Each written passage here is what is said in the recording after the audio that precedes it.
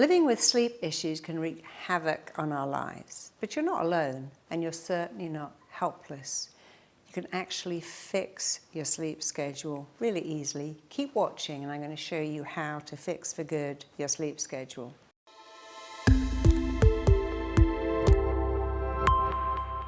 No matter what your current sleep situation is, you could start to see improvements in your sleep habits tonight by beginning to reset your circadian rhythm. So how can we improve our sleep? Well, one of the important things is to create a sleep schedule. Be as close to the natural cycle of light and dark. And one of the worst things you can do is stay up all night on a screen where you're actually stimulating your mind and having it believe it's daytime. We are wired to wake when it's light and to sleep when it's dark, but electricity and screens have really played havoc with that, but you can get that back again. Do not be on a screen just before you're planning to sleep. Don't stimulate your mind just before you plan to sleep. You want to have 7 to 8 hours sleep a night, and so you can set sleep times. They shouldn't be rigid. After all, we don't sleep the same time on a weekday as we do on a weekend. But also get out of the habit of sleeping in. So if you say I round about go to bed at 10, 11, occasionally 12, I sleep for 8 hours and I'm up. Don't rely on catch-up sleep. It's actually very hard to catch up on sleep. It doesn't work to have 3 to 4 hours sleep on a weekday and try to have 12 to 14 hours on a weekend. It doesn't work. So again, give yourself a schedule of I sleep around about these times, I wake up approximately at these times, I sleep for 8 hours, and be very aware of how much you're exposing yourself to light before you're planning to go to bed.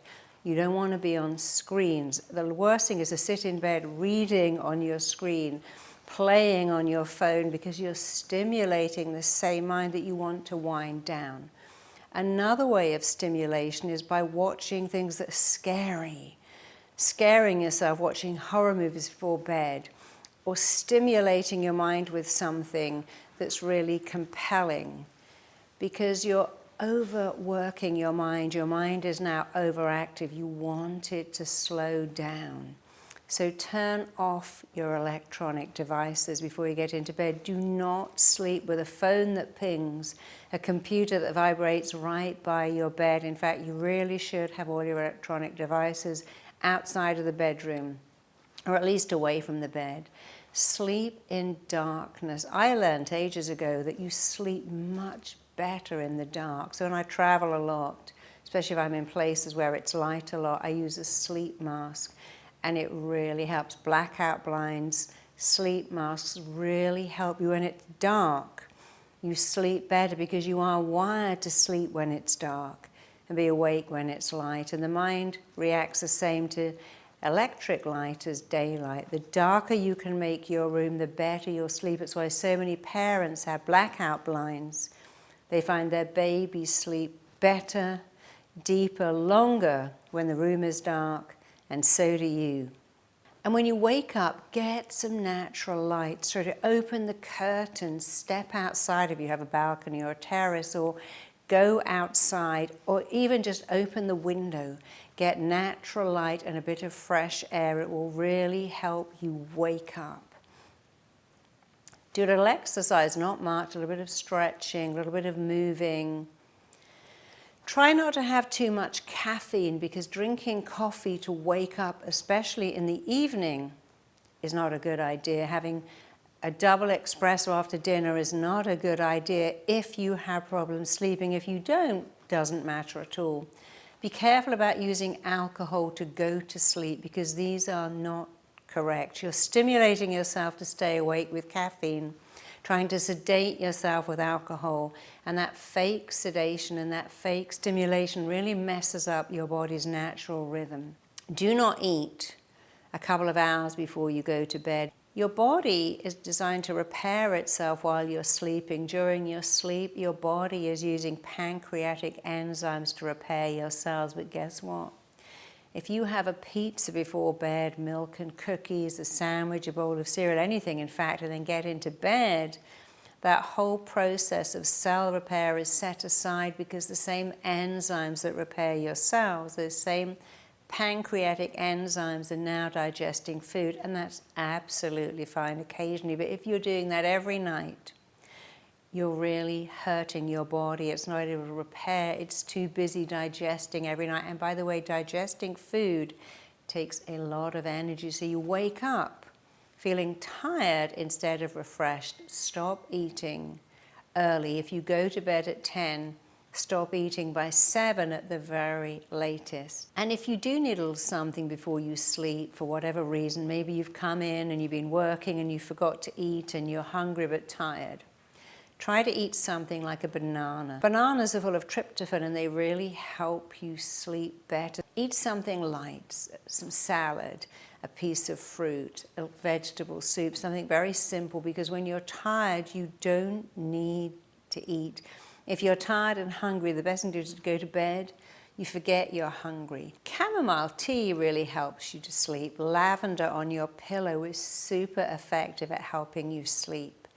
Almonds actually are again full of tryptophan that help you sleep, so banana and some almond butter would be a really good thing to eat before sleeping. You don't want to eat much at all. And you don't want to drink much either, because you don't want a big mug of chamomile tea so you're constantly going to the bathroom. Cut down on fluid so you can sleep for 8 hours without interruption. Practice mindfulness, practice meditation.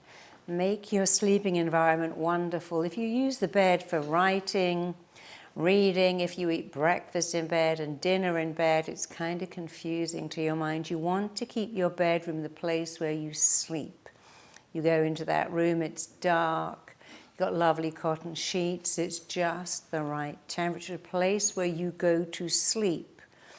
So try and keep your bedroom for sleeping, of course, sex too, but don't have too many activities you do in bed. Try and keep it for those two things. Not too hot, not too cold. And don't have a messy, messy room, because a cluttered room tends to have a cluttered mind. You want to relax in somewhere that feels kind of zen and beautiful and deeply relaxing. And before bed, you can start to program yourself for sleeping by having a warm bath. Putting lavender oil on, using a body lotion that helps, using a sleep mist on your pillow, putting lavender on your pulse points. When you lie in bed, you can get into that yoga position of the corpse. You can read for a little while. That's actually a very good idea. It often makes you want to go to sleep. You could have the radio on, but have something quite soothing. That's why hypnotic audios are amazing. And remember, when you get into bed, a busy person goes, oh, here I am. Nothing's doing. Now I can start to process everything, what I got to do tomorrow, what I did wrong today. And for many people, bed is the time when they use their mind to process everything they could have, should have, would have done. By all means, have a notepad by your bed and just make a note of the things that you need to do tomorrow. Write it down and leave it, and don't keep going back to it. You need your mind to empty.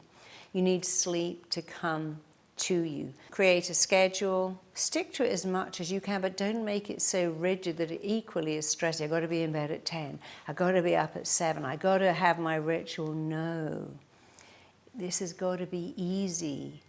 Make it easy on yourself. Have a schedule, but nothing is rigid. It's a little flexible, because so are you. But adhere to as much of it as you can. Use as many things as I've shared with you as you can, but you don't have to do all of them. Use some of them.